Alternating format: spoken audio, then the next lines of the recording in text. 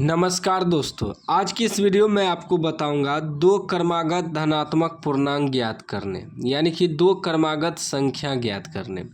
सवाल कर रहा है कि दो क्रमागत धनात्मक पूर्णांकों का गुणनफल 306 है, इस कथन का समीकरण लिखें। यह सवाल 10th के बोर्ड एग्जाम में पूछा गया है, ठीक ना। इसमें कह रहा है कि दो क्रमागत धनात्मक पूर्णांक है जिसका गुणनफल 306 है, तो इस कथन का समीकरण लिखने के लिए कह रहा है। सिर्फ समीकरण लिखना है, 2 नंबर मिल जाएगा। तो मैं आपको पूरा समझाऊंगा, ठीक ना, ताकि आपको बेहतर तरीक़ा से समझ में आए। तो जिसमें हमें संख्या मालूम नहीं रहता है उसको मानना पड़ता है, ठीक ना। मानेंगे, माना दो क्रमागत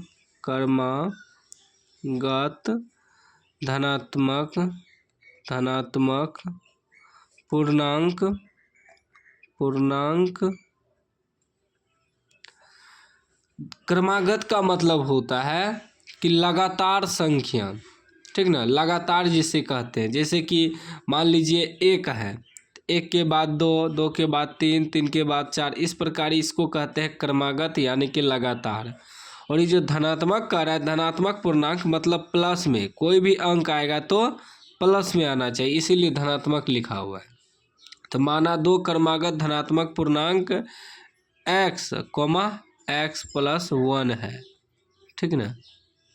इस प्रकार एगो माने x तो एगो मानेंगे x प्लस 1, तभी ना लगातार होगा।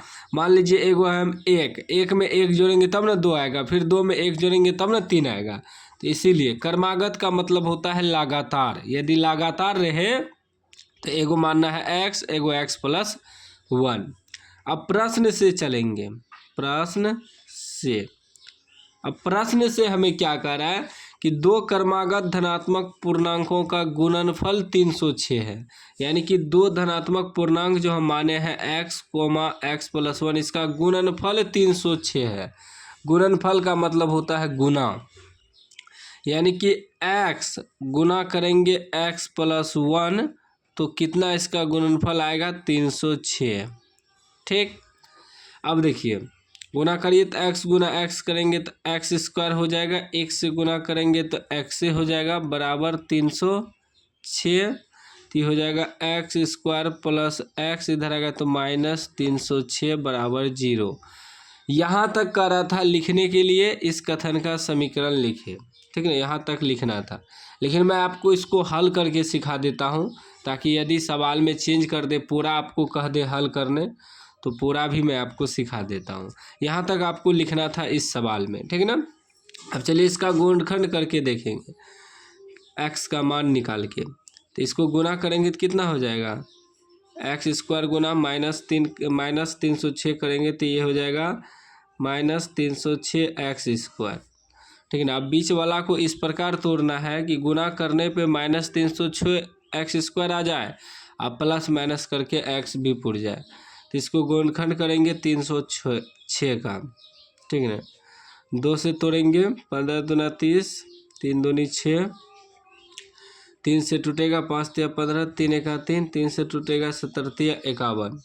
गुना करिए, 3 तिया 9, 9 दूनी 18, 18 में यदि 17 घटा देंगे तो 1 x बचेगा, ठीक ना। इसको ऐसे लिख सकते हैं, 18x घटा 17x, 18 में से 17 घटेगा तो कुछ नहीं तो 1 तो ज़रूर बचेगा, ठीक। तो इसको लिखेंगे x square plus 18x minus 17x minus 306 बराबर 0। सिर्फ बीच वाला को तोड़ना पड़ता है गुणनखंड में। गुणनखंड तो आप लोग जानते ही होंगे, ठीक ना। अब x कॉमन ले लेंगे तो क्या बचेगा, x प्लस 18, x यहाँ दूगो x है ना, एगो निकाल लिए तो एगो x बचा प्लस 18। कॉमन का मतलब होता है जो दोनों में मिले, तो x दोनों में मिल रहा था, ठीक है ना। फिर यहाँ माइनस 17 कॉमन लेंगे तो x, माइनस कॉमन ले लिए है तो प्लस 18 बच जाएगा, क्योंकि 18 गुना 17 करेंगे तो माइनस 306 आ जाएगा बराबर 0। और दोनों कोष्ठ में सेम आएगा तभी आपका गुणनखंड सही होगा, ठीक ना, वरना गलत है। दोनों कोष्ठ में सेम आना चाहिए। अब एगो लिखेंगे बाहर वाला x माइनस 17, एगो लिखेंगे दोनों कोष्ट में से एगो लिख लेंगे x प्लस 18 बराबर 0। तो x माइनस 17 बराबर 0 रखेंगे तो x बराबर प्लस 17 हो जाएगा। फिर x माइनस प्लस 18 बराबर 0 रखेंगे तो x बराबर माइनस 18 हो जाएगा। x का मान हमें क्या निकला 17 कोमा माइनस 18, ठीक ना। तो लेकिन हम प्लस वाला मानेंगे क्योंकि यहाँ कर है धनात्मक, तो प्लस वाला मानेंगे। x का मान प्लस वाला रखेंगे 17, तो हम क्या माने हैं x कोमा x प्लस 1, तो x वाला 17 निकला। एक और है x प्लस 1 यानी कि 17 प्लस 1 कितना हो जाएगा 18। तो दो संख्या निकला 17 कोमा 18, यही दो संख्या आपका आंसर हो जाएगा, ठीक ना, धनात्मक पूर्णांक हो जाएगा। और देखिए क्रमागत का मतलब होता है लगातार, तो हम बताएं तो देखिए 17 18 दोनों लगातार संख्या है ना, तो इस प्रकार आपको निकालना है। यदि संख्या कह दे निकालने तो आपको पूरा हल करना है, यदि सिर्फ समीकरण कह दे निकालने तब आपको यहीं तक हल करना है, ठीक ना। तो उम्मीद है कि आज आप सीख गए होंगे। सीख गए हैं तो लाइक कर दीजिए, चैनल को सब्सक्राइब कर दीजिए।